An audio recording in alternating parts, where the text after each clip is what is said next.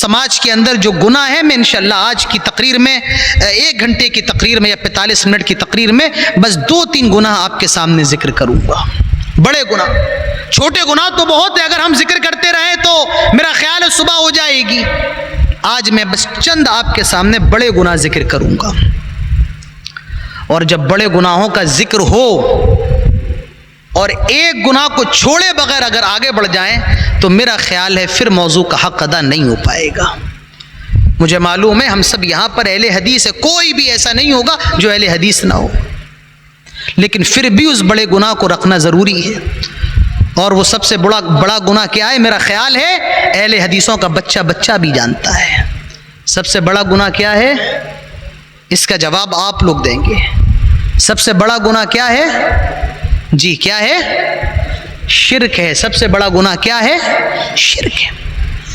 اور یہ اتنا بڑا گناہ ہے، اگر توبہ نہیں کی اور بغیر توبہ کے مر گئے تو جنت کے اندر نہیں جا سکتے ہو۔ ان اللہ لا یغفر ان یشرک بہ ویغفر ما دون ذلک لمن یشاء۔ اللہ تعالیٰ تمہارے بہت سے گناہوں کو معاف کر سکتا ہے۔ آدمی نمازی نہیں ہے، مر گیا، اللہ تعالیٰ چاہے تو اس کو معاف کر دے، اللہ کی مرضی کے اوپر ہے۔ یہاں پر وہ رمضان کے روزے نہیں رکھتا تھا، اللہ تعالیٰ کی مرضی چاہے تو معاف کر دے۔ لیکن شرک ایسا گناہ ہے، آدمی شرک کی حالت میں مرا، توبہ نہیں کی، اللہ تعالیٰ فرماتا ہے کہ ہم مشرک کو معاف نہیں کریں گے۔ ان اللہ لا یغفر ان یشرک بہ ویغفر ما دون ذلک لمن یشاء۔ ارے شرک تو اتنا زیادہ بڑا گناہ ہے، ہمارے نبی صلی اللہ علیہ وسلم کے چچا جان بھی اگر شرک کی حالت میں مر جائیں تب بھی اللہ تعالیٰ ان کو معاف نہیں کرے گا۔ کون نہیں جانتا ہے؟ اللہ کے نبی کے چچا کون نہیں جانتا ہے جنہوں نے 8 سال کی عمر سے جناب محمد رسول اللہ صلی اللہ علیہ وسلم کی کفالت کی ہو؟ کون سیرت کا پڑھنے والا، کون حدیث کا پڑھنے والا ابو طالب کو نہیں جانتا ہوگا جنہوں نے عبد المطلب کے انتقال کے بعد محمد رسول اللہ صلی اللہ علیہ وسلم کی ذمہ داری اٹھائی ہو؟ ارے ایسا دور بھی جناب محمد رسول اللہ صلی اللہ علیہ وسلم کے ساتھ پیش آیا کہ مکے کے لوگ آپ کے جانی دشمن بن گئے، لیکن ابو طالب دیوار کی طرح محمد رسول اللہ صلی اللہ علیہ وسلم کی حفاظت کر رہے تھے۔ کس کو نہیں پتا ہے؟ مکے کے لوگ ابو طالب کے پاس آئے اور کہنے لگے، آئے ابو طالب تمہیں اگر بچے پالنے کا شوق ہے فلاں بچے کو لے لو اور اپنے بھتیجے محمد کو ہمارے حوالے کر دو تاکہ ہم اس کا قتل کر دیں۔ ابو طالب نے کہا واہ، میں تمہیں اپنے بچے کو دے دوں تاکہ تم قتل کر دو؟ یہ ابو طالب جنہوں نے قدم قدم پر محمد رسول اللہ صلی اللہ علیہ وسلم کا ساتھ دیا، جب ان کے انتقال کا ٹائم قریب آیا، ابو طالب کی موت کا وقت قریب آیا، جناب محمد رسول اللہ صلی اللہ علیہ وسلم تشریف لے کر کے آئے، اپنے چچا کو مرض الموت نے مبتلا دیکھا۔ کون چچا؟ جس نے بچپن سے پالا ہے۔ کون چچا؟ جس نے کبھی باپ کی کمی محسوس نہیں ہونے دی۔ کون چچا؟ جس نے محمد رسول اللہ صلی اللہ علیہ وسلم کے اوپر اٹھنے والے ہر حملے کو روکا ہے۔ جب اس چچا کے انتقال کا ٹائم قریب آیا، امام کائنات صلی اللہ علیہ وسلم آئے اور کہنے لگے، آئے چچا کلمہ پڑھ لو، لا الہ الا اللہ محمد الرسول اللہ۔ مکے کے سردار بیٹھے ہوئے ہیں، ابو جہل بھی بیٹھا ہوا ہے اور 1-2 سردار بیٹھے ہوئے ہیں۔ اللہ کے نبی فرماتے ہیں، آئے میرے چچا لا الہ الا اللہ کہہ دو، سب کے سامنے نہیں، زور سے نہیں، کان میں کہہ دو تاکہ میں اللہ تعالیٰ کی آپ کے لیے حجت قائم کر سکوں، میں اللہ کے دربار میں جا کر کے کہہ سکوں، آئے اللہ میرے چاچا نے میرے کان میں ہی اسلام کا اقرار کیا تھا، آئے اللہ میرے چاچا کو معاف کر دے، آئے میرے چاچا کان میں ہی لا الہ الا اللہ کہہ دو۔ ابو جہل بیٹھا ہوا ہے، کہنے لگا خبردار خبردار، آئے ابو طالب کیا آخری وقت میں باپ دادا کے مذہب کو چھوڑ دو گے؟ کہ آخری وقت میں अपने बाप दादा के दीन से फिर जाओगे। आए अबू तालिब, क्या जिंदगी के आखिरी मरहले पर बाप दादा के धर्म को छोड़ दोगे? अबू तालिब की जुबान से जो आखिरी जुमला निकला वो ये था, अला मिल्लत अब्दुल मुत्तलिब, मैं अब्दुल मुत्तलिब के दीन पर मरता हूँ। यानी वो ये ऐलान करके गए कि मैं इस्लाम कबूल नहीं करता हूँ, शिर्क पर मरता हूँ, कुफ्र पर मरता हूँ। और अबू तालिब का इंतकाल शिर्क पर हो गया। अबू तालिब इस्लाम लेकर के नहीं आए, शिर्क की हालत में मर गए। नबी के चचा का इंतकाल हो गया। जब इंतकाल हुआ, नबी अकरम सल्लल्लाहु अलैहि वसल्लम बड़े बेकरार हुए। आपने अपने हाथों को उठाया, शायद अल्लाह मेरे चचा को माफ कर दे। आपने दुआ के लिए अपने हाथों को उठाया।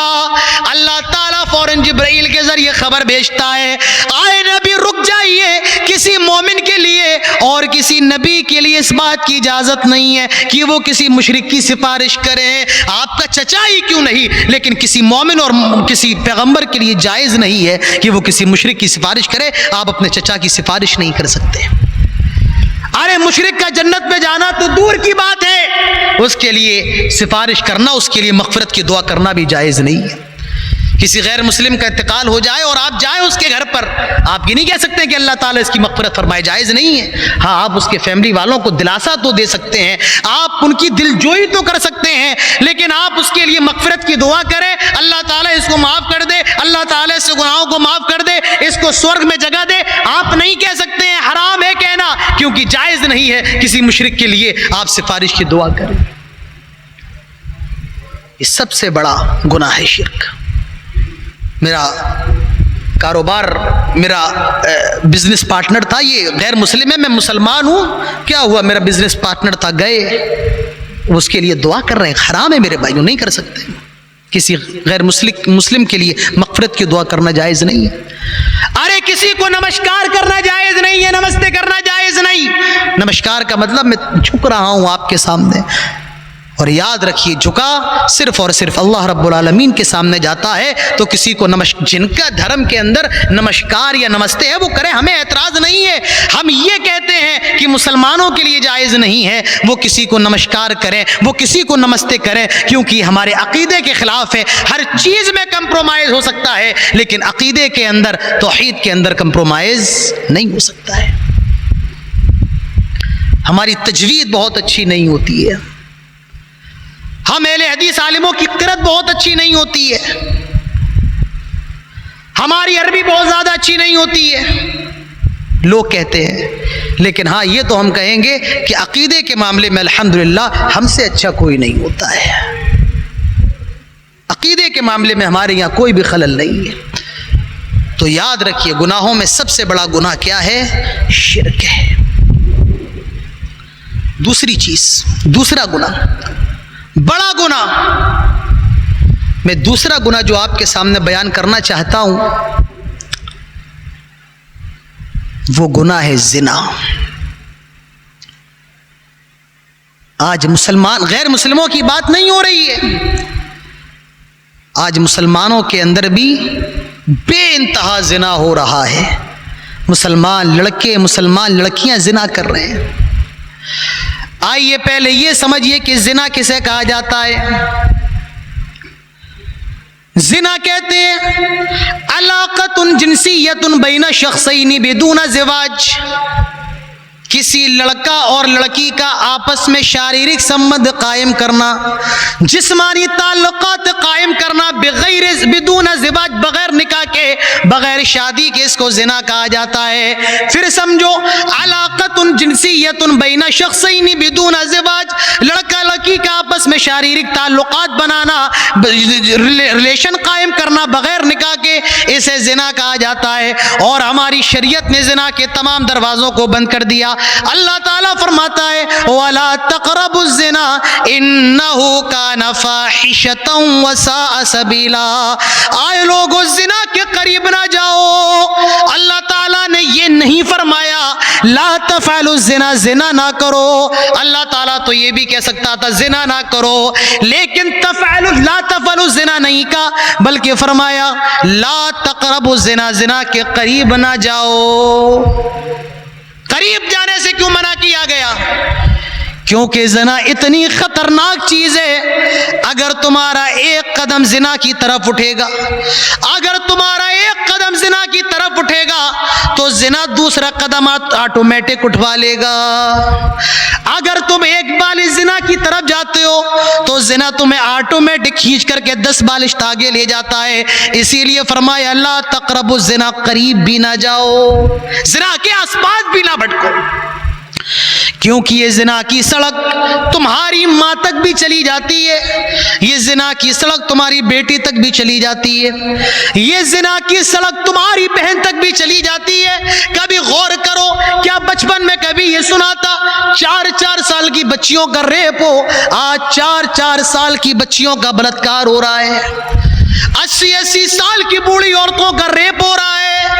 کیا کبھی یہ تصور بھی کیا جا سکتا تھا 80 اور 85 سال کی عورتوں کا بلاತ್ಕಾರ اور ریپ ہو؟ آج یہ بھی ہو رہا ہے، 5 سال کی بچیوں کی اجتماعی عصمت دری ہو رہی ہے۔ اللہ تعالیٰ اسی لیے فرماتا ہے لا تقربوا الزنا، زنا کے قریب نہ جاؤ، انہ کان فاحشہ، بے حیائی ہے، بری چیز ہے، وساء سبیلا، اور زنا کا راستہ بہت برا راستہ ہے۔ ہمارے دین نے، ہماری شریعت نے، ہمارے اسلام نے زنا کے تمام دروازوں کو بند کر دیا ہے۔ ہماری شریعت کے اندر زنا کی کوئی اجازت نہیں ہے۔ ارے انسان تو دور کی بات ہے، جانوروں کے اندر بھی زنا کا کیا معاملہ ہے؟ ایک صحابی رسول ہے حضرت عمرو بن میمون رضی اللہ عنہ، وہ کہتے ہیں میں کسی سفر پر تھا تو میں نے دیکھا بندریا نے زنا کر لیا، تو جب بندریا نے زنا کیا تو تمام بندروں نے مل کر کے ان کو پتھر مارا اور میں نے بھی ساتھ میں اس کو پتھر مارا۔ یہ حال ہے میرے بھائیوں زنا کا، کہ بندر بھی اس چیز کو پسند نہ کریں۔ آج بڑے افسوس کے ساتھ کہا جائے گا آج مسلمان نوجوان اس زنا کا شکار ہے، آج لڑکیاں اس زنا کی شکار ہے۔ اسلام کے اندر زنا کی سزا کتنی خطرناک ہے۔ سورہ نور اٹھاؤ، سورہ نور میں اللہ تعالیٰ نقشہ کھینچتا ہے کیا؟ الزانیۃ والزانی فجلدوا کل واحد منہما 100 جلدہ، زنا کرنے والی لڑکی اور زنا کرنے والا لڑکا، زانیہ اور زانی، فجلدوا کل واحد منہما 100 جلدہ، 100 کوڑے ان کو لگائے جائیں گے۔ لڑکی نے زنا کر لیا ہے، 100 کوڑے۔ اگر غیر شادی شدہ ہے، یہ نکتہ بھی یاد رکھیے، لڑکی غیر شادی شدہ ہے، لڑکا بھی غیر شادی شدہ ہے، لڑکی غیر شادی شدہ ہے 100 کوڑے لگائے جائیں گے، اور لڑکا غیر شادی شدہ ہے اس کو بھی 100 کوڑے لگائے جائیں گے۔ اور حدیث کے اندر آتا ہے اس کو گاؤں سے، علاقے سے نکال دیا جائے گا، شہر بدر کر دیا جائے گا۔ لڑکی کو 100 کوڑے اگر غیر شادی شدہ ہے اور لڑکا غیر شادی شدہ ہے اس کو بھی 100 کوڑے لگائے جائیں گے، اور 1 سال کے لیے شہر سے باہر نکال دیا جائے گا، علاقے سے باہر نکال دیا جائے گا۔ الزانیۃ والزانی فجلدوا کل واحد منہما 100 جلدہ، 100 کوڑے لگائے جائیں گے۔ اور میں آپ کو ایک نکتہ بتاؤں، اللہ تعالیٰ نے لڑکی کا ذکر پہلے کیا ہے اور لڑکے کا بعد میں۔ زانیہ پہلے ہے، الزانیۃ والزانی، اور زانی بعد میں ہے۔ لڑکی کا ذکر پہلے کیوں ہے، لڑکے کا بعد میں کیوں ہے؟ مفسرین نے اس کی وجہ بتائی ہے۔ وجہ یہ ہے کہ زنا کی دعوت دینے والی، زنا کی طرف اٹریکٹ کرنے والی، مائل کرنے والی، یہ کون ہوتی ہے؟ لڑکی ہوتی ہے۔ زنا کی دعوت دینے والی لڑکی ہوتی ہے، تب زنا ہوتا ہے، ورنہ نہیں ہوتا ہے۔ میں آپ کو ایک مثال دوں، آپ کسی مٹھائی کی دکان پر جائیں، رسگلہ تو آپ سب جانتے ہیں چاشنی میں ڈوبا ہوا ہوتا ہے، آپ چاشنی لے کر دیوار پہ لگا دیں۔ جب آپ چاشنی دیوار پر لگائیں گے تو وہاں پر مکھی آ کر کے بیٹھ جائے گی۔ جب مکھی آ کے بیٹھے گی تو چھپکلی بھی وہاں پر آ جائے گی تاکہ مکھی کا شکار کر لے، اور جب چھپکلی آئے گی بلی کی نگاہ پڑے گی، بلی چھپکلی کی طرف لپکے گی، اور اگر کتے کو بلی دکھ گئی تو کتا بلی کے اوپر لپکے گا۔ آپ پھر ذرا اس مثال کو غور سے سنیے، آپ نے شیرہ لگایا، اور جب شیرہ آپ نے دیوار پر لگایا اس شیرے کی وجہ سے مکھی آ کر کے بیٹھ گئی، اور جب مکھی آئی تو مکھی کو دیکھ کر کے چھپکلی آ کر کے اس کا شکار کرنے کے لیے آ گئی، جب چھپکلی کو بلی نے دیکھا بلی آ گئی، اور جب کتے نے بلی کو دیکھا تو کتا آ گیا، کتا بلی کے اوپر جھپٹا، بلی دکان میں بھاگی اور پوری دکان تہس نہس ہو گئی، رسگلے کہیں پڑے ہیں، سموسہ کہیں پڑا ہے، جلیبی کہیں پڑی ہے، شیرہ کہیں پڑا ہے۔ غلطی کتے کی نہیں ہے، غلطی بلی کی نہیں ہے، غلطی چھپکلی کی نہیں ہے، غلطی مکھی کی نہیں ہے، بلکہ غلطی اس کی ہے جس نے شیرہ لگایا ہے۔ یہ زنا کا شیرہ کس کی طرف سے لگتا ہے؟ لڑکی کی طرف سے۔ کون کہتا ہے ایسے کپڑے پہن کے گھر سے باہر نکلو جس سے جسم کا اتار چڑھاؤ ظاہر ہو؟ کون کہتا ہے بغیر محرم کے گھر سے باہر نکلو؟ ہمارے اور آپ کے یہاں چھوٹے شہروں کے اندر تو خیر ہے، دلی، ممبئی اور حیدرآباد، بنگلور، رات کے 1 بجے 3 سہیلیاں ہیں مسلمان ٹہل رہی ہیں، وہ گھر میں بے چینی ہو رہی تھی تو ہم باہر نکل آئے۔ یہ حالات ہے۔ تو زنا کی طرف مائل کرنے والی کون ہوتی ہے؟ لڑکی ہوتی ہے۔ گھروں سے باہر نکلے تو اس طریقے سے سج سور کے نکلے تاکہ مرد مائل ہو۔ یہ سب کیا ہے بھائی؟ ایک چلن اور چل گیا ہے مسلمان لڑکیوں کے اندر، وہ کوئی برقع وغیرہ پہن لیا، اب وہ برقعے کو اس طریقے سے اٹھا کے گھوم کر کے، ارے بھائی کیا ضرورت ہے؟ برقعے کا مطلب ہے تاکہ لڑکی کو نہ دیکھا جائے، اب وہ برقع پہن کے گھوم رہی ہیں اور ڈانس بھی کر رہی، برقع اٹھا کے گھوم رہی ہیں۔ یہ تمام چیزیں کیا ہیں؟ آدمی اسٹیٹس لگاتا ہے اپنی بیوی کے ساتھ، اور جہاں بیوی کا چہرہ ہے وہاں پر وہ کچھ ایسا کوئی کارٹون لگا دیتا ہے تاکہ بیوی کا چہرہ نظر نہ آئے۔ ارے بھائی لگایا کیوں ہے؟ یا تو پھر نظر آنے دو، دیکھنے دو کیا ہے کیا نہیں ہے، اور جب دکھانا ہی نہیں ہے تو لگانے کی کیا ضرورت ہے؟ آپ بات سمجھ رہے؟ کیوں کوئی ہماری بیوی کے ہاتھوں کو دیکھے؟ کیوں کوئی آپ کی بیوی کے کپڑوں کو بھی دیکھے؟ کیوں کوئی آپ کی بیوی کے پیروں کو دیکھے؟ میرے بھائیوں یاد رکھیے یہ بھی بے شرمی کی ایک علامت ہے۔ یہ تو خیر میں نے مذاق کے طور پہ آپ سے کہا ہے۔ تو بہرحال زنا کی دعوت کس کی طرف سے ہوتی ہے؟ لڑکی کی طرف سے۔ الزانیۃ والزانی فاجلدوا کل واحد منہما 100 جلدہ۔ لڑکی زنا کار ہے، غیر شادی شدہ، 100 کوڑے لگائے جائیں گے، اور لڑکے پر بھی 100 کوڑے لگائے جائیں گے اور اس کو شہر سے نکال دیا جائے گا، اور جو شادی شدہ ہیں ان کی الگ سزا ہے، یہ سزا نہیں ہے، اور خطرناک سزا اسلام نے دی ہے۔ ان کی سزا کیا ہے؟ اگر عورت شادی شدہ اس نے زنا کر لیا ہے، زمین میں گاڑ دیا جائے گا اور تب تک پتھر مارے جائیں گے جب تک کہ وہ مر نہ جائے۔ یہ شادی شدہ زانیہ کی سزا ہے۔ اور آدمی کو بھی پتھر تب تک مارا جائے گا جب تک کہ وہ مر نہ جائے، وہ ہلاک نہ ہو جائے، اس کو بھی پتھر مار مار کے مار دیا جائے گا۔ یہ شادی شدہ زانی اور زانیہ کی سزا اسلام کے اندر ہے۔ آج لوگ کہتے دیکھو اسلام کے اندر کتنی خطرناک سزا ہے، ارے اسلام انسانوں پر کتنا زیادہ ظلم کرتا ہے، بھلا یہ بھی کوئی سزا ہونی چاہیے۔ ارے ٹھیک ہے گناہ ہو گیا، کوئی چھوٹی موٹی سزا ہو جائے۔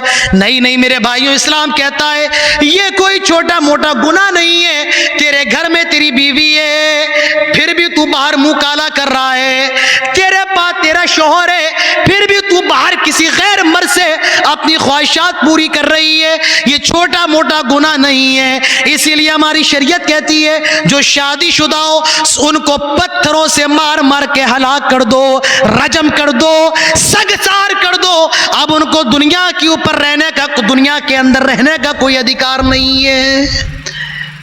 اور میں دعویٰ کر کے کہہ رہا ہوں اگر یہ سزا ہمارے ملک کے اندر بھی نافذ ہو جائے، رب کعبہ کی قسم، جو ریپ بلاತ್ಕಾರ کے کیسز روز اخبار کی سرخیاں بنتے ہیں 90% کم ہو جائیں گے۔ میں ابھی خبر پڑھ رہا تھا صبح، کرناٹک کے اندر ایک علاقہ ہے ہمارے غیر مسلم بھائیوں کا بہت پوتر استھان ہے، اس کا نام ہے دھرم استھل۔ ایک شخص نے بتایا کہ میں نے 20 سال تک ایسی عورتوں کو دفن کیا جن کا بلاತ್ಕಾರ کیا جاتا تھا۔ میں بلاತ್ಕಾರ کرنے والوں کو بھی جانتا ہوں، اور 1 2 10 50 نہیں بلکہ سینکڑوں عورتوں کو میں نے دفن کیا ہے اپنے ہاتھوں سے۔ اندازہ لگائیے یہ دنیا کا حال ہے۔ ہم اور آپ اچھے سماج میں سانس لے رہے ہیں، اللہ کا شکر ہے، لیکن ایسا نہیں ہے کہ بس ہر جگہ خیر ہے. نہیں میرے بھائیوں، حالات بہت خراب ہیں. تو زنا ہماری شریعت کے اندر اس کی کوئی گنجائش نہیں ہے. اپنی جسمانی خواہش کو بیوی کے ذریعے بیوی کے علاوہ کسی اور کے ذریعے پورا کرنا حرام ہے. اللہ تعالیٰ فرماتا ہے قد افلح المومنون، اور کامیاب ہو گئے وہ مومن. کون سے مومن؟ والذین هم لفروجہم حافظون، جو اپنی شرمگاہوں کی حفاظت کرتے ہیں. جو عورت اپنے شوہر کے لیے اپنی شرمگاہ کی حفاظت کرے، اور جو شوہر اپنی بیوی کے لیے اپنی شرمگاہ کی حفاظت کرے. یاد رکھو میرے بھائیوں، آپ کا جسم امانت ہے آپ کی بیویوں کے لیے، اور میری ماؤں بہنوں آپ کا جسم امانت ہے آپ کے شوہروں کے لیے. اللہ تعالیٰ فرماتا ہے اور اس کے ذریعے جہاں سے بھی کوئی اپنی جسمانی خواہش پوری کرے فَأُولَئِكَ هُمُ الْعَادُونَ، یہی لوگ حد سے بڑے ہوئے لوگ ہیں، حد سے تجاوز کرنے والے لوگ ہیں. اب وہ کیا کیا طریقے میں نہیں بتاؤں گا، آپ بخوبی جانتے ہیں. تو بہرحال یہ زنا ہے، اور یہ زنا کی سزا اسلام کے اندر ہے. میرا موضوع یہ نہیں ہے کہ صرف گناہ کیا ہے، ان گناہوں سے بچا کیسے جائے. میں انشاءاللہ وہ چیزیں بھی آپ کے سامنے رکھنے کی کوشش کروں گا. زنا سے بچنے کا سب سے پہلا طریقہ جانتے ہو کیا ہے؟ میرے بھائیوں، وقت پر شادی کر لو، یہ زنا سے بچنے کا طریقہ ہے. وقت پر شادی کر لو. اور یہ میں نہیں کہتا ہوں، ہمارے پیارے نبی صلی اللہ علیہ وسلم فرماتے ہیں یا معشر الشباب من استطاع منکم الباءة فلیتزوج فإنه اغض للبصر واحسن للفرج ومن لم يستطع فعليه بالصوم فإنه له وجاء. آئے نوجوانوں کی جماعت، اللہ کے نبی نے نوجوانوں سے خطاب کیا ہے. یا معشر الشباب، آئے نوجوانوں کی جماعت، اگر تمہارے اندر شادی کرنے کی طاقت ہے، بیوی کو کھلا پلا سکتے ہو، اس کے رہنے کا بندوبست کر سکتے ہو، اس کے کپڑے لتے کا بندوبست کر سکتے ہو، اور اس کی ذاتی ذمہ داری پوری کر سکتے ہو، اللہ کے نبی صلی اللہ علیہ وسلم فرماتے ہیں فَلْيَتَزَوَّجْ، شادی کر لو. شادی کا فائدہ کیا ہے؟ فَإِنَّهُ أَغَضُّ لِلْبَصَرِ، شادی نگاہوں کو جھکا دیتی ہے، وَأَحْسَنُ لِلْفَرَجِ، اور شرمگاہ کی حفاظت بھی کرتی ہے. یہ شادی نگاہوں کی بھی حفاظت کرتی ہے، شرمگاہ کی بھی حفاظت کرتی ہے. اور جس کے اندر شادی کرنے کی طاقت نہ ہو، یعنی بیوی کو کھلانے کی طاقت نہیں ہے، پیسے وغیرہ سے کمزور ہے، اللہ کے نبی صلی اللہ علیہ وسلم فرماتے ہیں اس کو چاہیے کہ روزہ رکھے، یہ گناہوں سے بچنے کی ڈھال ہے. شادی کرنے کی طاقت ہے تو شادی کرو، اور اگر شادی کرنے کی طاقت نہیں ہے، کھلا نہیں سکتا ہے، کاروبار اچھا نہیں ہے، اور بیوی کو رکھنے کا ٹھکانہ نہیں ہے، اللہ کے نبی نے فرمایا روزہ رکھ لو، یہ روزہ گناہوں سے بچنے کا ڈھال ہے.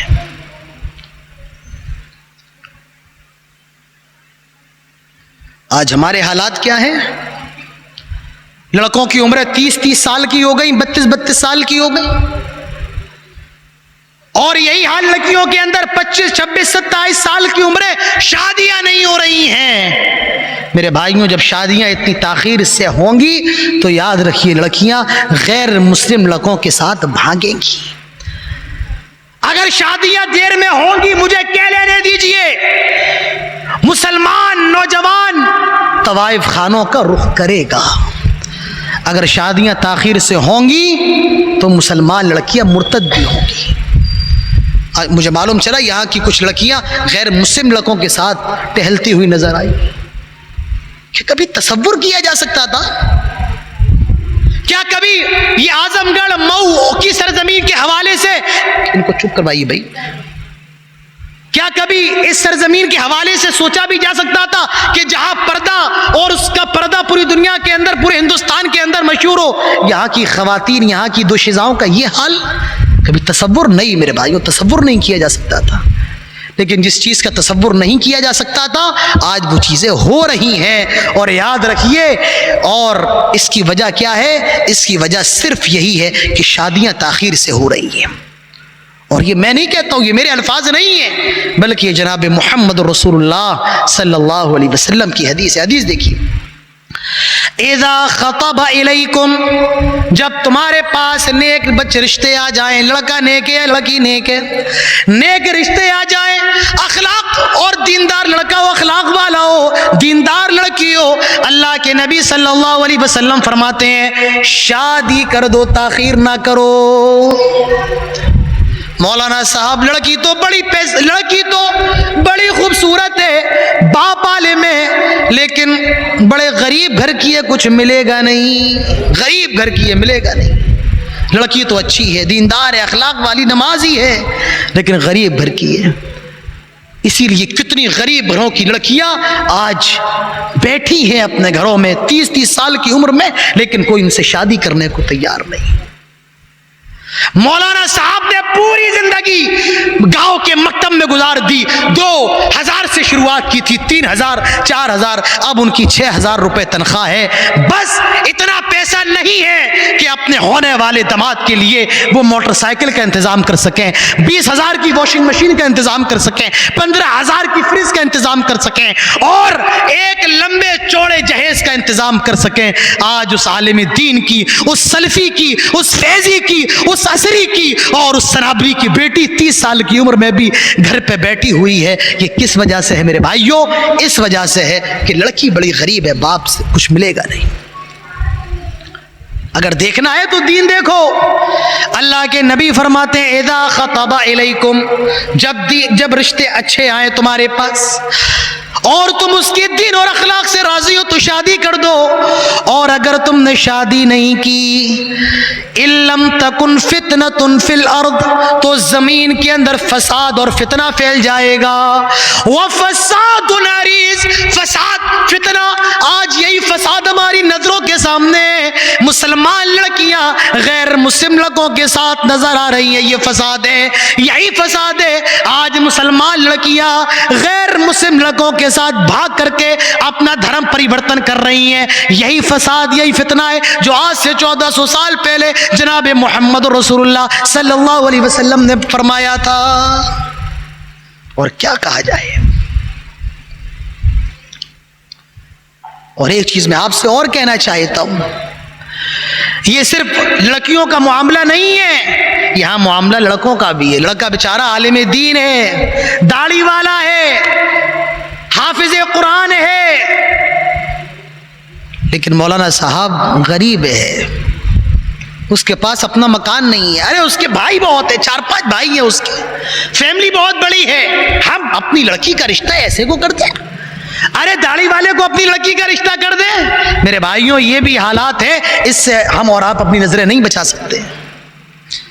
بس میں 15-20 منٹ کے اندر اپنی بات ختم کر رہا ہوں، مجھے معلوم ہے وقت زیادہ ہو گیا.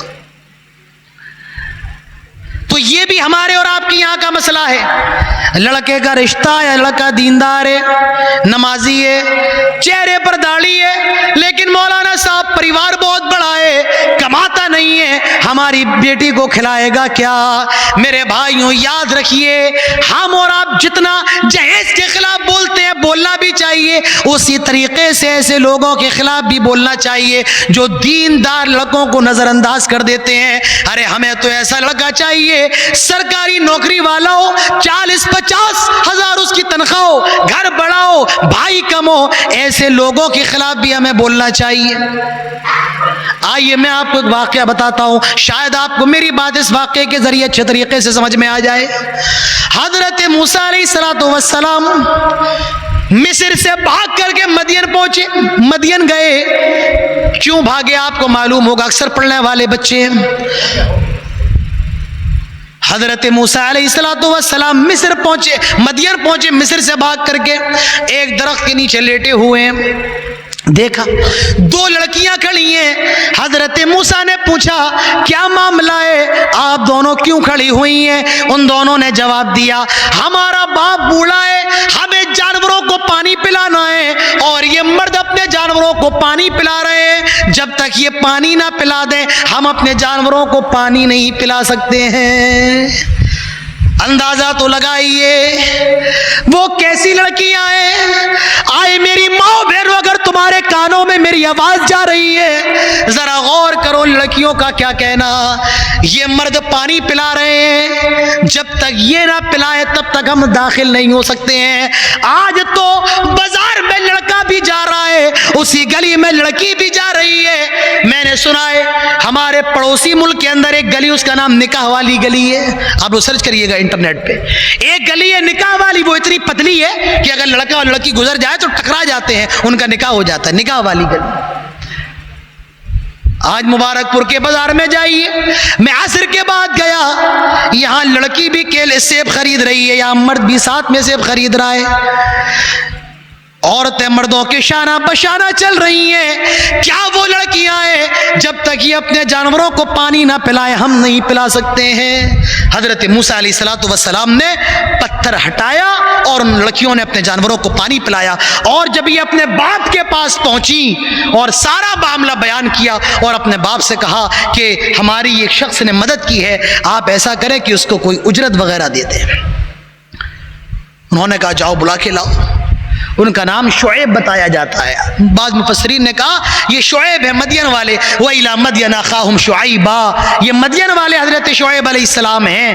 اور بعض مفسرین نے, زیادہ تر مفسرین کی جو رائے ہے یہ کوئی اور شعیب ہے, یہ وہ والے شعیب نہیں ہے. بہرحال اللہ بہتر جانے یہ کون سے شعیب ہے. اب یہ آئیں اور پورا معاملہ بتایا کہ ایک نوجوان نے ہماری مدد کی ہے اور ابو جان ہم یہ چاہتے ہیں کہ آپ اس کو کوئی اجرت دے دیں. معلوم یہ چلا صرف جزاک اللہ کہہ کے کام نہ چلاؤ, اگر کوئی آپ کے کام آ جائے تو اس کو کچھ اجرت بھی دے دو. ہم اہل حدیثوں نے بہت اچھی چیز سیکھ لی ہے, جزاک اللہ, ہر چیز میں جزاک اللہ. ارے نہیں بھائی, ہر چیز میں جزاک اللہ نہیں, اس کی جزا بھی اس کو اپنے ہاتھوں سے دے دو. حضرت شعیب نے کہا جاؤ بلا کے لاؤ. حضرت موسیٰ آئے اور پورا معاملہ حضرت موسیٰ نے بتایا شعیب کو, میرا یہ معاملہ ہے اور میں مصر سے بھاگ کر کے آ رہا ہوں. اچھا ایک چیز میں نے چھوڑ دی ہے, میرے ذہن سے نکل گئی. جو لڑکی حضرت موسیٰ کو بلانے آئی وہ لڑکی کیسے آئی؟ اللہ تعالیٰ فرماتا ہے تمشی علی استحیاء, وہ بڑے شرماتے ہوئے آئی. اللہ نے اس لڑکی کا نام نہیں بتایا کہ اس کا نام کیا تھا, اللہ تعالیٰ نے اس کی عمر نہیں بتائی, یہاں تک کہ اللہ نے یہ بھی نہیں بتایا وہ شعیب کی بیٹی تھی. اللہ تعالیٰ نے اس کی ادا کا اور اس کے پردے کا ذکر کیا. تمشی علی استحیاء, وہ بڑے شرماتے ہوئے آئی اور کہا کہ آپ کو ابو بلا رہے ہیں. حضرت شعیب گئے, معاف کیجیے, حضرت موسیٰ گئے اور حضرت شعیب کو پورا معاملہ بتایا. حضرت شعیب نے کہا میں آپ کو ایک آفر دینا چاہتا ہوں. کہا دیجیے. کیا آفر ہے؟ میں آپ کو ایک آفر دینا چاہتا ہوں. میرا آفر یہ ہے, میری ان دونوں لڑکیوں میں سے ایک لڑکی سے آپ چاہے تو شادی کر لیں, اور شرط یہ رہے گی آپ 8 برس تک میری خدمت کریں گے. 8 سال تک آپ کو میری خدمت کرنا ہوگا, اور اگر 8 سال میں 2 سال اور جوڑ دیں یعنی 10 سال, 2 سال اور آگے بڑھا دیں تو یہ آپ کی مرضی ہے, میرے اوپر احسان ہوگا, لیکن 8 سال تو آپ کو میری خدمت کرنا ہی پڑے گی. حضرت موسیٰ علیہ السلام راضی ہو گئے اور ان لڑکی کے ساتھ حضرت موسیٰ کا نکاح کروا دیا گیا. اب میں جو آپ کو بتانا چاہتا ہوں ذرا غور سے سنو. حضرت شعیب نے یہ نہیں پوچھا تم کماتے کتنا ہو, حضرت شعیب نے یہ نہیں پوچھا تمہارا گھر کتنا بڑا ہے, حضرت شعیب نے یہ نہیں پوچھا تمہاری فیملی کتنی بڑی ہے، ان کو تو معلوم ہے مصر سے لٹائے آ رہے ہیں، بھاگ کر کے آ رہے ہیں، لیکن حضرت شعیب سمجھ گئے تھے یہ بہت دیندار آدمی ہے، اچھا آدمی ہے، اور انہوں نے اپنی بچی کا نکاح کر دیا۔ معلوم یہ چلا جب نیک رشتے آ جائیں تو اس نے بھی تاخیر نہیں کرنا چاہیے۔ دونوں طرف سے غلطیاں ہیں، لڑکے والے جہیز اور جو لڑکے والے اچھے ہیں، تو معاملہ یہ ہے کہ ہے غریب، کما نہیں پاتا ہے، ہماری بیٹی کو کیسے رکھے گا؟ کن کن چیزوں پر روشنی ڈالی جائے؟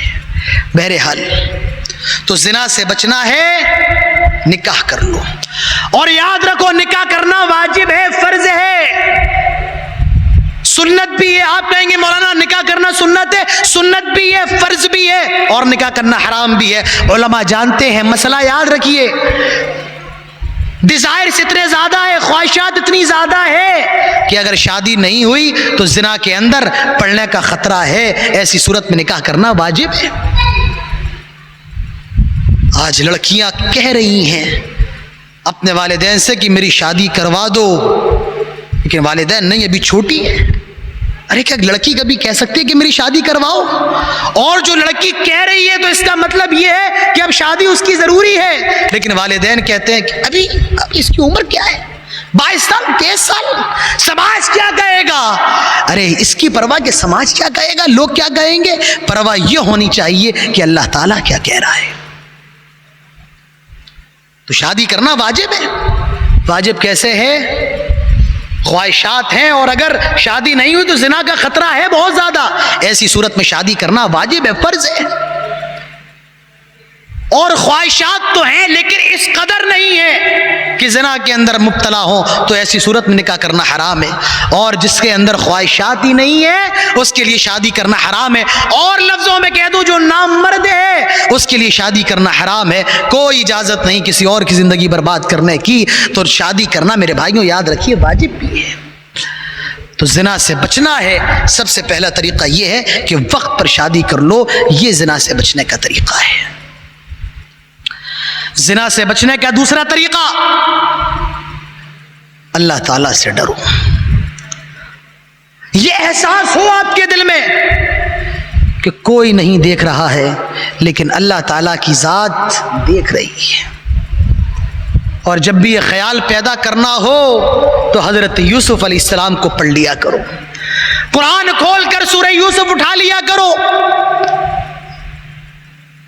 اور اندازہ لگاؤ حضرت یوسف علیہ السلام کتنا زیادہ اللہ رب العالمین سے ڈرنے والے تھے۔ وَلَقَدْ هَمَّتْ بِهِ وَهَمَّ بِهَا لَوْلَا أَن رَّأَىٰ بُرْهَانَ رَبِّهِ كَذَٰلِكَ لِنَصْرِفَ عَنْهُ السُّوءَ وَالْفَحْشَاءَ إِنَّهُ مِنْ عِبَادِنَا الْمُخْلَصِينَ وَاسْتَبَقَ الْبَابَ وَقَدَّتْ قَمِيصَهُ مِنْ دُبُرٍ وَأَلْفَ يَا سَيِّدَهَا لَدَى الْبَابِ قَالَتْ مَا جَزَاءُ مَنْ أَرَادَ بِأَهْلِكَ سُوءًا إِلَّا أَن يُسْجَنَ أَوْ عَذَابٌ أَلِيمٌ قَالَ هِيَ رَاوَدَتْنِي عَن نَّفْسِي وشهد شاهد من أهلها إن كان قميصه قد من قبل فصدقت وهو من الكاذبين۔ پورے سورہ یوسف پڑھ جاؤ، اور اگر میری یادداشت غلط نہیں ہے تو اس پروگرام کی شروعات بھی قاری صاحب نے سورہ یوسف سے ہی کی تھی۔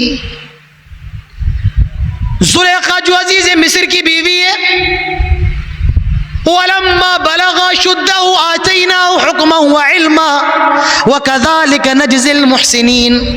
حضرت یوسف علیہ السلام جب جوانی کی عمر کو پہنچ گئے، وَرَاوَدَتْهُ الَّتِي هُوَ فِي بَيْتِهَا عَن نَّفْسِهِ وَغَلَّقَتِ الْأَبْوَابَ۔ زلیخا حضرت یوسف کو کمرے میں لے کر کے آ گئی، وَغَلَّقَتِ الْأَبْوَابَ، اور سارے کے سارے دروازوں کو بند کر لیا، ایک دروازہ نہیں کئی دروازے، جتنی بھی کھڑکیاں وہ ساری کی ساری کھڑکیاں بند کر لی، سارے دروازے بند کر لیے، وَغَلَّقَتِ الْأَبْوَابَ وَقَالَتْ حَيْتَ لَكَ، اور دعوت گناہ دی، وَقَالَتْ حَيْتَ لَكَ، آئے یوسف آؤ میں تیرے لیے حاضر ہوں۔ میرے بھائیوں حضرت یوسف کی زبان سے نکلا قال معاذ اللہ، اللہ کی پناہ، اللہ کی پناہ، انہ ربی احسن مثواي انہ لا یفلح الظالمون، تیرے شوہر نے مجھے بہت بہتر رکھا ہے، اللہ تعالیٰ ظالم کو کبھی کامیاب نہیں کرتا ہے۔ حضرت یوسف کو یاد کر لیا کرو، واستبق الباب، اور دروازے کی طرف دوڑے، وقدت قمیصہ من دبر، اور ان کا قمیص پیچھے سے پھٹ گیا، زلیخا پیچھے پیچھے دوڑ رہی ہے، حضرت یوسف دروازے کی طرف آگے آگے دوڑ رہے ہیں، اور اس نے پکڑا، قمیص پھٹ گئی، اور پورا واقعہ مجھے اندازہ ہے آپ لوگوں کو معلوم ہوگا۔ تو جب بھی میرے بھائیو شیطان بہکائے، حضرت یوسف علیہ السلام کو یاد کر لیا کرو۔ سبعۃ یظلهم اللہ فی ظلہ یوم لا ظل الا ظلہ، 7 قسم کے لوگ جن کو اللہ کی عرش کے سائے میں جگہ ملے گی، اس میں ایک وہ نوجوان بھی ہوگا جس کو کسی لڑکی نے جو خوبصورت ہو، حسین و جمیل ہو، اور کسی نوجوان لڑکے کو زنا کی طرف بلایا ہو، اور اس نے کہا ہو انی اخاف اللہ، میں اللہ تعالیٰ سے ڈرنے والا ہوں، ایسا نوجوان بھی اللہ تعالیٰ کے عرش کے سائے میں ہوگا۔ کہاں ہیں ایسے نوجوان آج؟ کہاں ہیں؟ تصور کیا جا سکتا ہے کہ مسلمان زنا کرے؟ مسلمان نوجوان میں اور کسی کتے میں فرق نہ رہ جائے، کتا بھی جہاں چاہے اپنی خواہش پوری کر لے، اور آج کا نوجوان بھی جہاں چاہے اپنا منہ کالا کر لے۔ میرے بھائیوں یہ کیسے ہو سکتا ہے؟ ایک کتے میں، ایک سور میں، اور ایک زناکار، ایک مسلمان کے اندر فرق۔ مجھے ایک واقعہ یاد آ رہا ہے، میاں نذیر حسین محدث دہلوی رحمۃ اللہ علیہ، دلی کے اندر ان کا مدرسہ ہے پھاٹک حبش خاں میں۔ آج کے وقت میں مدرسوں کے اندر مطبخ ہوتا ہے، کھانا مدرسے کے اندر بنتا ہے، بچے مدرسے کے اندر کھانا کھاتے ہیں۔ پہلے کے وقت میں مدرسوں میں کھانے کا انتظام نہیں ہوتا تھا، جو محلے میں جو گھر ہوتے تھے ان گھروں میں بچے اپنا ٹفن لے کر کے جاتے تھے، اور گھر متعین ہوتا تھا کہ اس بچے کو یہاں سے کھانا ملے گا، فلاں بچے کو فلاں گھر سے کھانا ملے گا، فلاں بچے کو فلاں گھر سے کھانا ملے گا، تو گھر مقرر ہوتا تھا۔ بچے جاتے تھے، اپنا ٹفن دیا، اپنا برتن دیا، انہوں نے کھانا رکھا، لے کے آ گئے، دوپہر کا کھانا بھی لے آئے، شام کا کھانا بھی لے آئے۔ اس کو جاگیر کہا جاتا تھا۔ تو دلی کے اندر سید نذیر حسین محدث دہلوی مدرسے کے اندر بچے پڑھنے آتے تھے، اور کھانا باہر سے لگا ہوا ہوتا تھا۔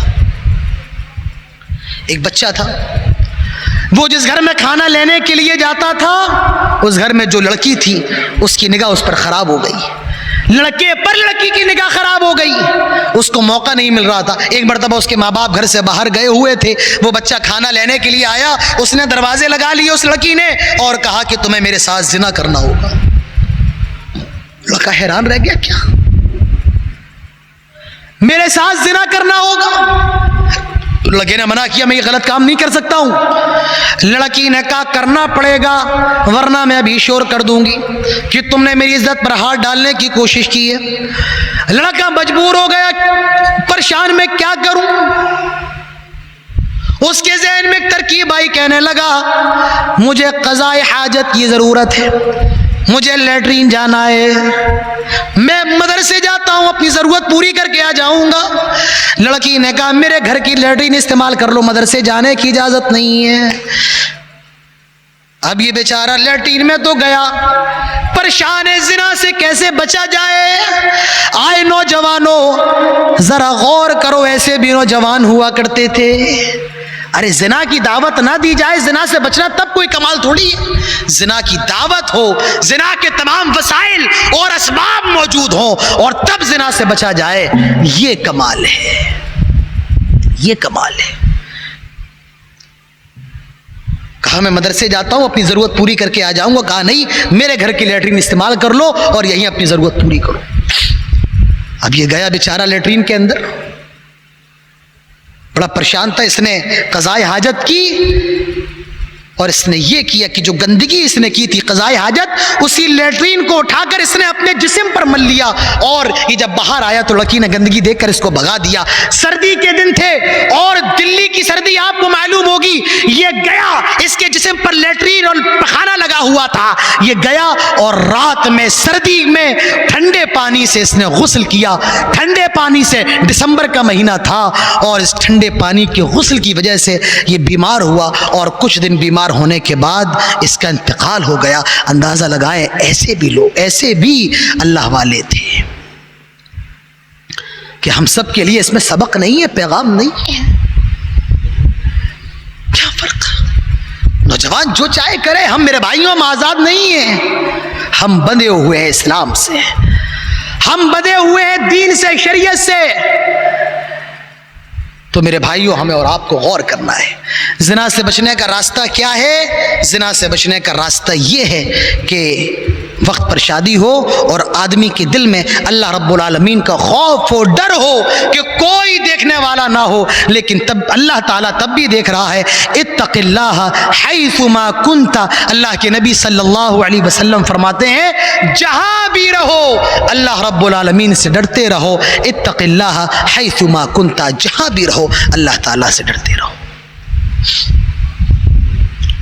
تو ہمارے سماج کے اندر جو گناہ ہیں، بڑے گناہ، میں نے 2 آپ کے سامنے بیان کیے ہیں، میں چاہتا ہوں کہ ایک گناہ بیان کر کے پھر بات ختم کروں، اور وہ گناہ ابھی اتنا زیادہ تو نہیں ہے آپ کے علاقے کے اندر، لیکن میرے بھائیوں دن بہ دن اس کا ریشیو بہت زیادہ بڑھتا جا رہا ہے،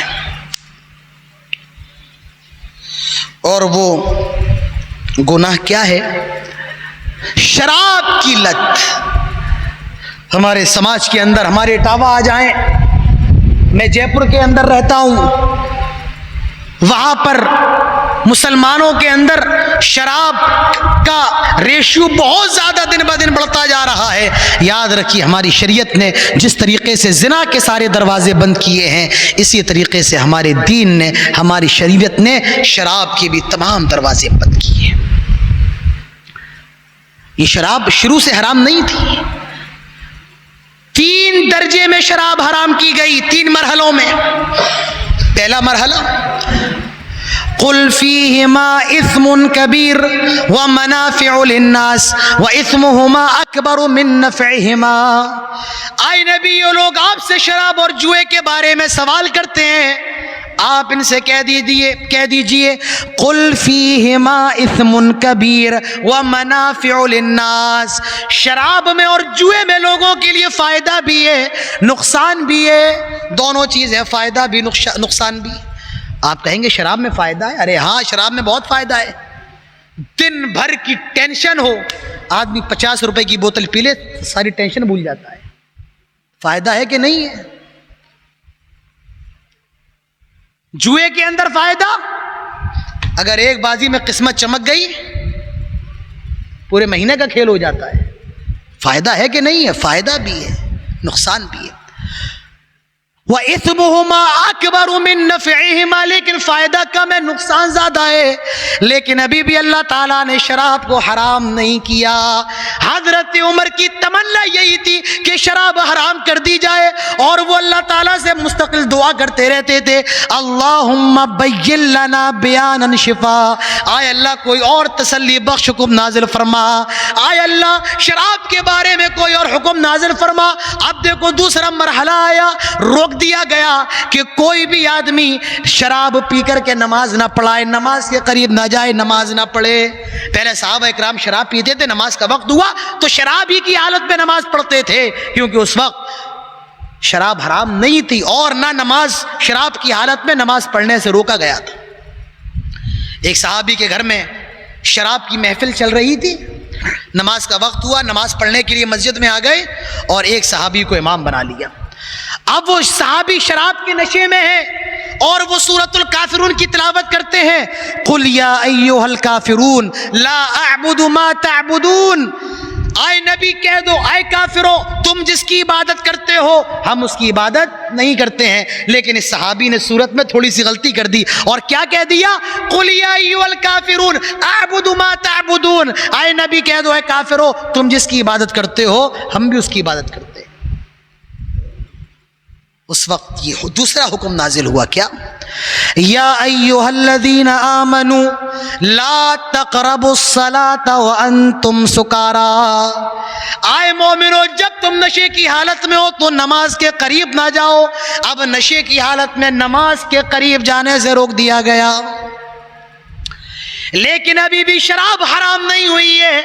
حضرت عمر فاروق دعا کیا کرتے تھے، آئے اللہ شراب کے بارے میں کوئی اور واضح حکم نازل فرما، اور پھر اللہ تعالیٰ نے تیسرا حکم نازل فرمایا اور شراب حرام کر دی گئی۔ کون سا حکم؟ یا ایھا الذین آمنوا انما الخمر والمیسر والانصاب والازلام رجس من عمل الشیطان فاجتنبوہ لعلکم تفلحون۔ ایمان والو سن لو، بے شک شراب، جوا اور یہ پاسے، یہ آستانے ناپاک ہیں، من عمل الشیطان، شیطان کا کام ہے، فاجتنبوہ، اس سے بچ جاؤ، لعلکم تفلحون، تاکہ تم کامیاب ہو جاؤ۔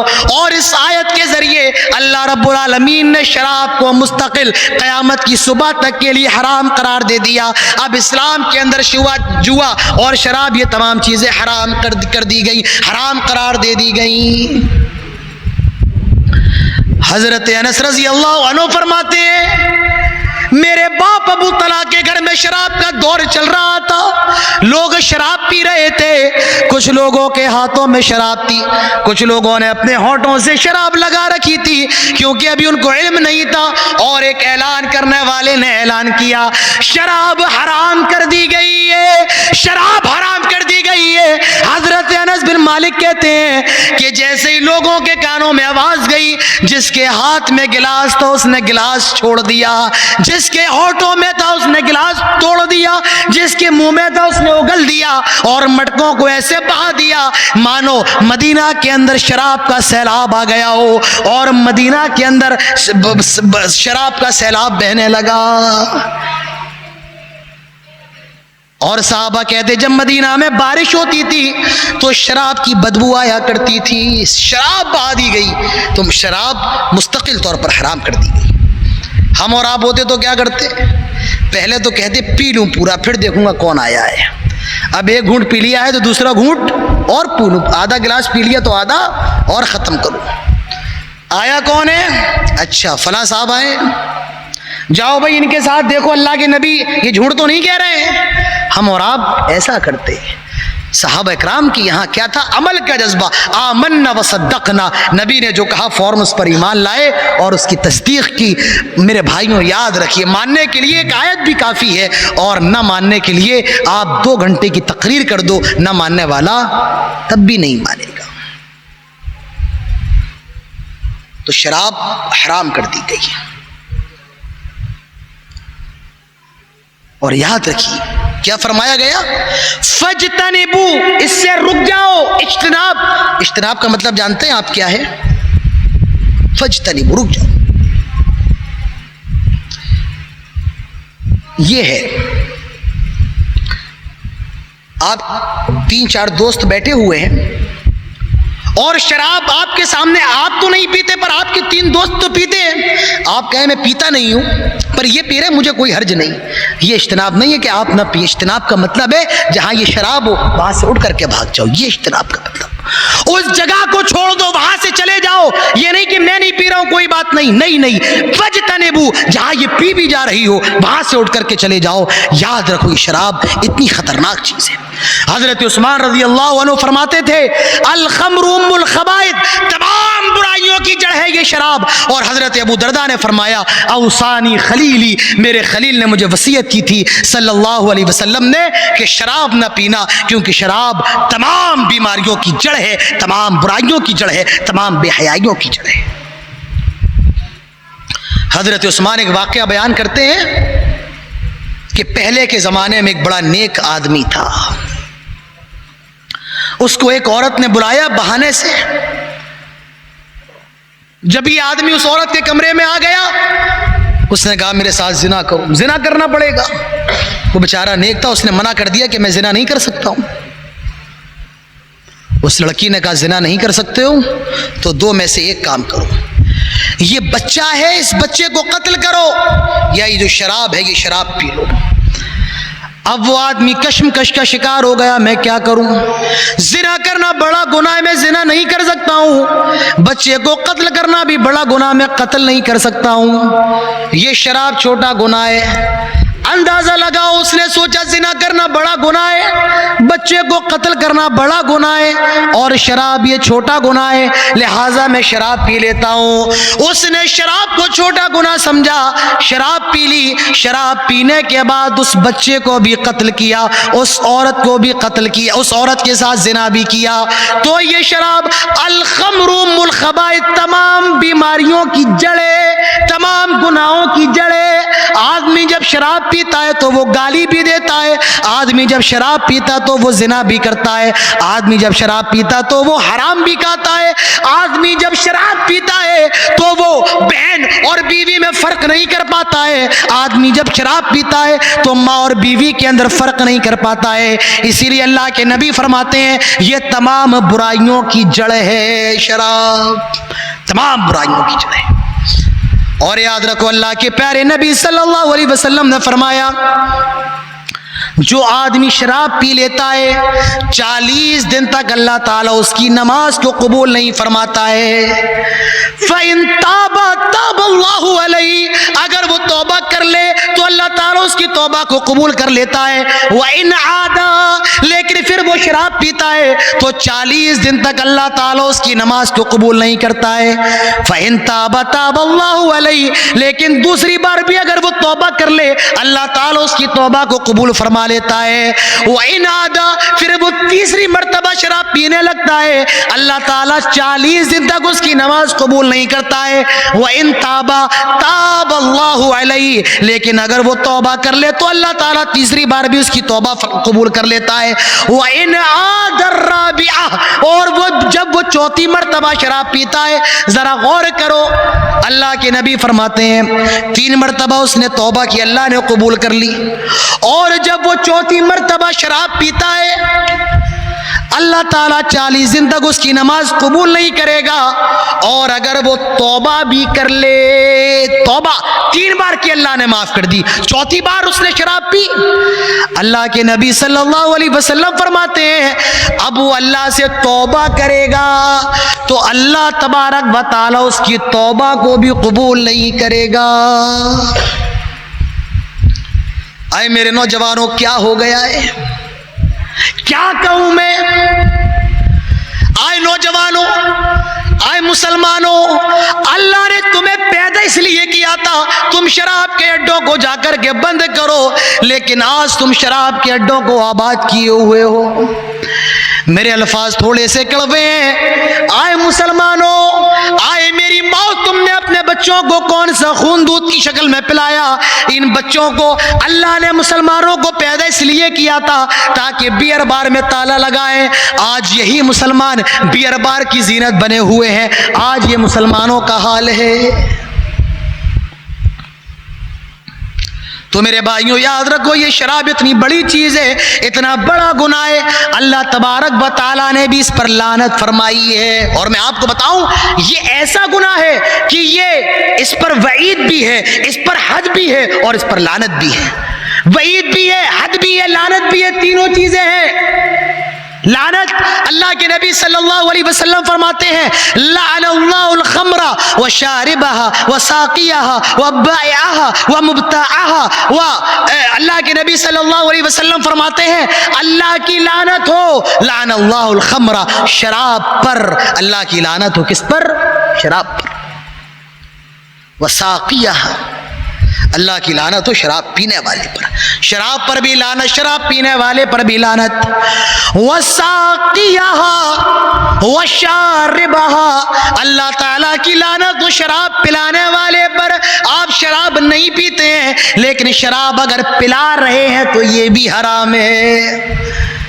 لوگ سوال کرتے ہیں میں فلاں 5 اسٹار ہوٹل کے اندر جاب کرتا ہوں، میں مسلمان ہوں، شراب نہیں پیتا ہوں، لیکن میں ویٹر ہوں، مجھے شراب پلانا پڑتی ہے، تو کیا میرے لیے یہ حلال ہے، جائز ہے؟ یاد رکھو آپ شراب نہیں پیتے ہیں لیکن کسی اور کو شراب صرف کرنا، شراب پیش کرنا یہ بھی حرام ہے۔ جس ویٹرنگ کے اندر شراب بانٹی جائے وہ جاب کرنا حرام ہے۔ اللہ کے نبی صلی اللہ علیہ وسلم فرماتے ہیں وَسَاقِيَهَا، شراب پلانے والے پر بھی لعنت ہے۔ شراب پر لعنت، پینے والے پر لعنت، پلانے والے پر لعنت، اور وَبَائِعَهَا، بیچنے والے پر لعنت۔ میں پیتا نہیں ہوں لیکن میری دکان میں ہے، میں پیتا نہیں ہوں لیکن میری سپر مارکیٹ میں تو بکتی ہے، یاد رکھیے بیچنا بھی حرام ہے۔ وَبَائِعَهَا وَمُبْتَاعَهَا، بیچنے والے پر بھی لعنت اور خریدنے والے پر بھی لعنت۔ آپ پیتے نہیں ہیں لیکن خرید کر کے لائے ہیں، آپ پر بھی لعنت۔ آپ جس کمپنی میں جاب کرتے ہیں آپ کا مالک پیتا ہے، اس نے آپ کو 2000 روپے دیے، جاؤ فلاں بوتل لے کر کے آؤ، آپ تو نہیں پیتے ہیں لیکن آپ یہ جو خریدنے گئے یہ بھی حرام ہے اور اللہ کی لعنت ہے شراب خریدنے والے پر بھی۔ وعاصرها ومعتصر، بنانے والے پر، بنوانے والے پر۔ وحاملها، شراب ڈھونے والے پر لعنت۔ آپ کی چھوٹے ہاتھی کی گاڑی ہے، آپ شراب پیتے نہیں ہیں پر آپ اپنی چھوٹی ہاتھی کی گاڑی میں اپنے ٹرک میں شراب کو یہاں سے وہاں لے کر کے جاتے ہیں، یاد رکھیے یہ بھی جائز نہیں ہے۔ والمحمولۃ الیہ، اور جس کی طرف لے کر کے جائی جائے اس پر بھی لعنت، تو یہ شراب کا معاملہ ہے۔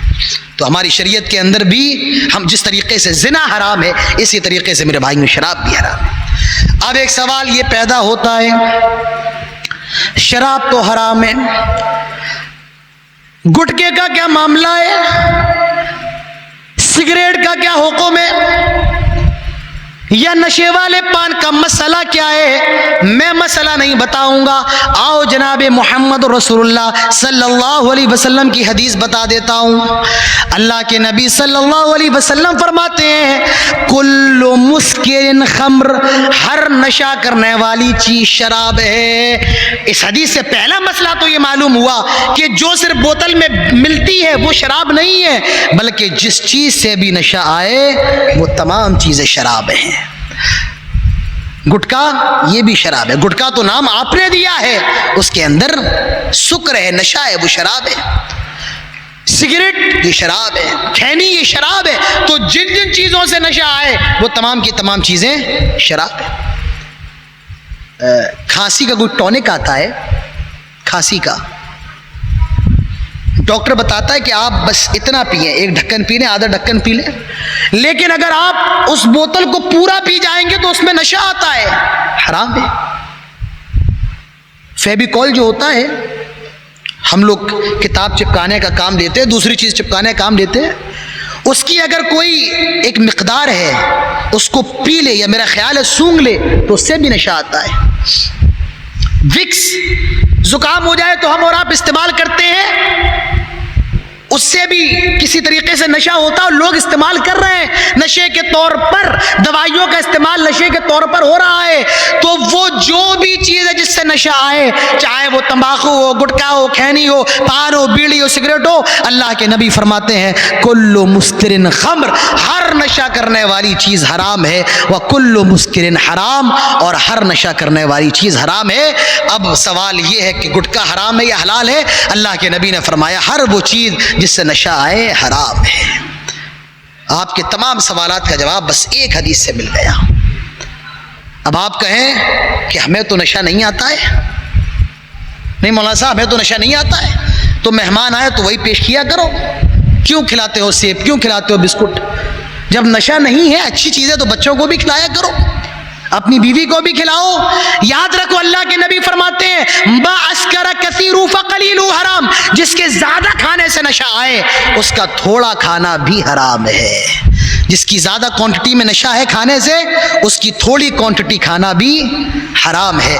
تو میرے بھائیوں، وہ تمام چیزیں جو منشیات ہیں، جو نشہ آور ہیں، جن چیزوں سے نشہ پیدا ہوتا ہے، وہ تمام کی تمام چیزیں حرام ہیں، اور ہماری شریعت کے اندر نشے کی کوئی گنجائش نہیں ہے۔ میرے بھائیوں، دیر نہیں ہوئی ہے، موت نہیں آئی ہے۔ اگر ہم ان گناہوں کے اندر مبتلا ہیں تو اب بھی وقت ہے کہ ہم توبہ کریں، اللہ کی جناب میں رجوع کریں، اللہ کی بارگاہ میں اپنی غلطیوں کا اقرار کریں کہ اللہ تعالی ہماری غلطیوں کو معاف فرمائے۔ میرے بھائیوں، منشیات سے، نشے کی چیزوں سے بچنے کا سب سے پہلا طریقہ یہ ہے کہ آپ اللہ رب العالمین سے دعا کریں کہ اللہ تعالی ہمیں اس گناہ سے بچائے، اور دعا کریں اللہ تعالی ہمارے دل کو دین کے کاموں پر جما دے۔ یا اللہم مصرف القلوب صرف قلبی علی اطاعتک، اللہ سے دعا کیا کریں، نماز کی پابندی کریں، علماء کے ساتھ مل کر کے جڑ کر کے رہیں۔ میرے بھائیوں، ان تمام چیزوں سے بچیں گے تو یہ شراب سے بچنے کے بھی کچھ طریقے تھے جو میں نے آپ کے سامنے رکھ دیے۔ میں آپ کو دل کی بات بتاؤں، میرا جی تو چاہتا ہے کہ ابھی تقریر ختم نہ کروں۔ میرا اپنا خیال یہ تھا کہ شاید 10 بجے میں بیٹھ جاؤں گا اور 11:30 تک تو میں انشاءاللہ بولتا ہی رہوں گا، لیکن چونکہ وقت اب 12 کے اوپر جا چکا ہے تو زیادہ بولنا آپ کے لیے بھی مناسب نہیں ہے، کیونکہ آپ لوگوں کو بھی آرام کرنا ہے۔ جو بچے مدرسے سے آئے ہیں فجر کی نماز کے بعد ان کو کلاس بھی کرنا ہے، اور میری ابھی کچھ دیر کے بعد ٹرین بھی ہے، کھانا کھا کے مجھے ریلوے اسٹیشن بھی نکلنا ہے۔ تو اب وقت مجھے اجازت نہیں دیتا ہے کہ میں اور بولوں، میرا جی تو چاہتا میں بولوں لیکن وقت نے مجھے مجبور کر دیا۔ اللہ تعالیٰ سے دعا کریں اللہ رب العالمین ہم سب کو گناہوں سے بچنے کی توفیق نصیب فرمائے۔ اللہ تعالیٰ سے دعا کریں الہ العالمین جو بھی گناہ ہم سے ہوئے ہیں ہمیں یاد ہے، یا اللہ جو ہم بھول گئے ہیں ہمارے تمام گناہوں کو معاف فرما دے۔ اللہ ہمارے صغیرہ گناہوں کو معاف فرما دے۔ اے الہ العالمین ہمارے کبیرہ گناہوں کو معاف فرما دے۔ اللہ جتنے لوگ یہاں پر موجود ہیں اللہ تعالیٰ ہم سب کی حاضری کو قبول فرما دے۔ میں تو یہی سوچ رہا تھا کہ جاؤں گا تو 10-15 بچے ہوں گے، ان کے سامنے تقریر کر کے چلا آؤں گا۔ مجھے اتنا اندازہ نہیں تھا کہ اس موسم میں اتنے لوگ آئیں گے، لیکن الحمدللہ پوری جو اسپیس ہے الحمدللہ وہ پورا بھرا ہوا ہے۔ اللہ تعالیٰ سے دعا کریں اللہ تعالیٰ ہم سب کی حاضری کو یہاں پر قبول فرمائے، اللہ تعالیٰ ہم سب کے بیٹھنے کو قبول فرمائے۔ اس پروگرام کے جو روح رواں ہیں، ناظم جلسہ ہیں مولانا محمود الرحمان صاحب جو اس وقت جامعہ اسلامیہ میں زیر تعلیم ہیں، ان کی بھی بڑی محنتیں ہیں۔ اللہ تعالیٰ سے دعا کریں ان کو اور ان کے جتنے رفقا اور ساتھی ہیں اللہ تعالیٰ ان سب کی کوششوں کو قبول فرمائے۔ اللہ تعالیٰ سے یہ بھی دعا کریں اللہ تعالیٰ تمام علماء کی یہاں پر بیٹھنے کو قبول فرمائے۔ اللہ تعالیٰ ہم سب کو شرک سے، زنا سے، شراب سے اور جتنے بھی معاصی اور جرائم ہیں ان سب سے محفوظ رہنے کی توفیق نصیب فرمائے۔ اللہ تعالیٰ ہم سب کو پکا سچا مسلمان مومن بنائے۔ اللہ تعالیٰ ہماری زندگیوں کو خوشگوار بنائے۔ اللہ تعالیٰ ہم سب کو قرض سے نجات دے دے، حرام سے حلال کی طرف لے آئے۔ اللہ تعالیٰ ہم سب کو صراط مستقیم پر چلنے کی توفیق نصیب فرمائے۔ اللہ تعالیٰ سے دعا کریں الہ العالمین جہاں کہیں مسلمان پریشان ہیں اللہ تو ان کی پریشانیوں کو دور فرما، جو بیمار ہیں ان کو شفائے کاملہ عاجلہ دائمہ نصیب فرما۔ اے اللہ جب تک ہم زندہ رہے توحید پر رہے اور جب ہمارا خاتمہ ہو تو ایمان پر ہو، آمین۔ اقول قولی ھذا واستغفر اللہ لی ولکم ولسائر المسلمین وما توفیقی الا باللہ وما علینا الا البلاغ وآخر دعوانا ان الحمد للہ رب العالمین والسلام علیکم ورحمۃ اللہ وبرکاتہ۔